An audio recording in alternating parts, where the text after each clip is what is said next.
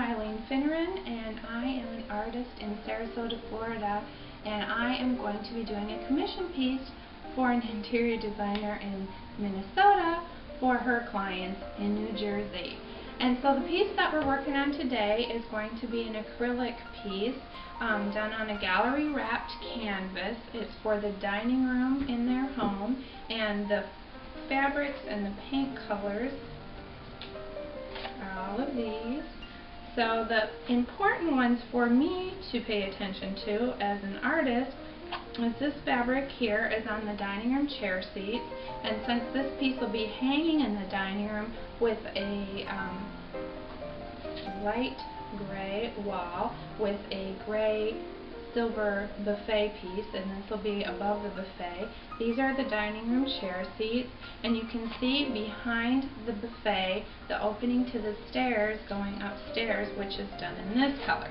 So you look from this to this, and then over in the breakfast area is this color. So you can this is kind of the color scheme going, like a little bit of the circles. I think I'll try to use something like that. And then the interior designer said she liked this color. She didn't want this color in there because it'll fade against the wall, so we chose a little bit deeper tone. So after looking at it and talking to the designer and looking at some of my pieces of art that I've already done, we decided on this kind of a color palette. And I think what I want to do is start by having a deep chocolate brown background. Now that's going to be just the background, so it's not going to show a lot when it's all the way done, but it's going to be the basis for the piece. A lot of people start with a light background and then go dark on it, and I like to kind of go the other way. I think it gives the piece a lot more depth. So I'm just going to start with the chocolate brown color on here that I've already mixed up, and I used some green to get it, and then I like a little of the crimson, but then to get the really nice depth of color that's kind of like a deep chocolate, like this particular fabric, which is the lounge chairs in the living room, I like to throw in a little bit of this brighter red. So to get started, I like to kind of wet my canvas down. The canvas has already been stretched for me. It's already gessoed. It's ready to go. But by wetting the canvas down a little bit, your brush strokes are much, much smoother. So we'll test it out. Oh yeah. And this is going to be a good color. I might try to get it just a little browner by adding some of this brighter red to it. You can still see a lot of that. Green is such a strong green, you can still see a lot of that coming through. And then if you just kind of keep wetting it, your edges, you won't get edges. The colors will blend together now. So yeah, that looks good. So after I get this all the way on, and I have to do the sides too, because it's not going to be framed. Gallery wrapped means the staples are on the underside of it, so you can just hang it like this. You don't have to frame it. So actually it's kind of a good deal because you can spend more money on your art because you don't have to save any money to frame it.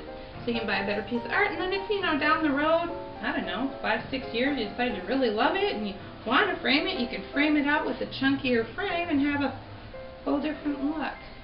Okay, now that we've got the canvas painted the chocolate brown, we have a happy little accident going on here when I didn't mix up the green as good as I could have with the two reds, but what happened, which is great about it, is there's a little bit of this limey green color coming through. So I'm very happy about that because I think that'll be a good undertone for it. The canvas is 40 by 40, and you never should do anything halfway. You should always kind of divide it up in thirds or have it a little off because that makes it more interesting.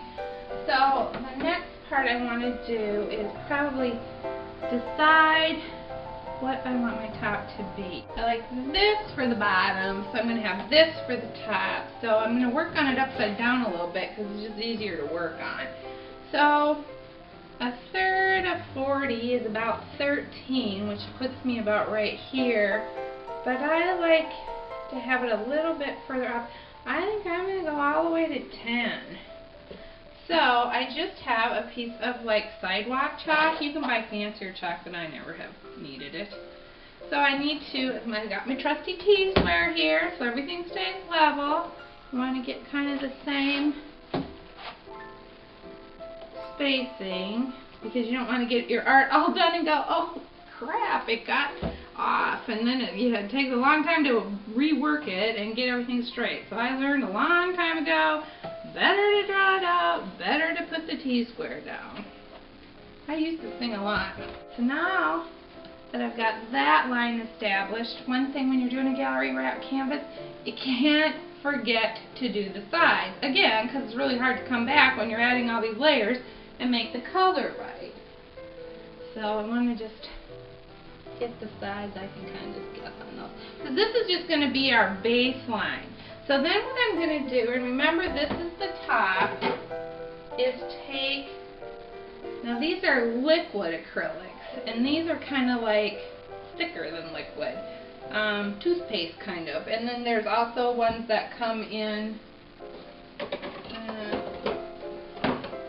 jars, which are almost, well, they're kind of toothpaste going to putty kind of. So I'm going to use this, and I want to have some showing through and some not. So I think I want to put it on with the palette knife, which is kind of unusual because you don't usually do, here's one, because you don't usually do acrylics with a palette knife, but these little bit thicker ones you can, and I think you get some interesting looks with it. So let's just open this up. I picked this because the color, look how yummy it is with that. I can't wait. And then also, this fabric has that green too, which I think were some pillows. Yeah, some pillows. So let's see, I want a flatter one. I'm just going to squirt some of this on here. But I don't like using it just plain, so I want to use another color with it to give it some striation. And I don't want to do brown because it won't really show. Probably my best bet's either going to be white or gray or black. I think I'm going to go white. I think white because of the gray. And because I don't think the black will show much.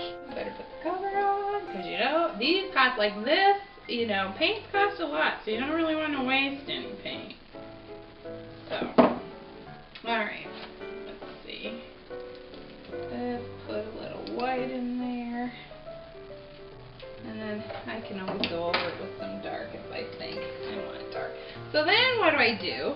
It's the little palette knife as I sort of just mix it a little. See? I can just kind of get it mixed in a little because I want to put it on here.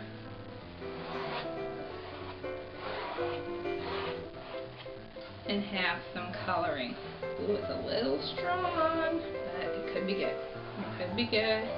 And I'm going to reserve judgment until I get it all on there and kind of step back and look at it. So now while I'm putting this on,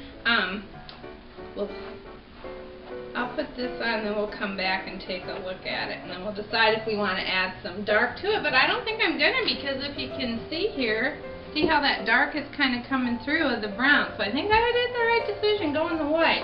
Sometimes you just got to go with what you think first. So let me put this on and then we'll come back for that.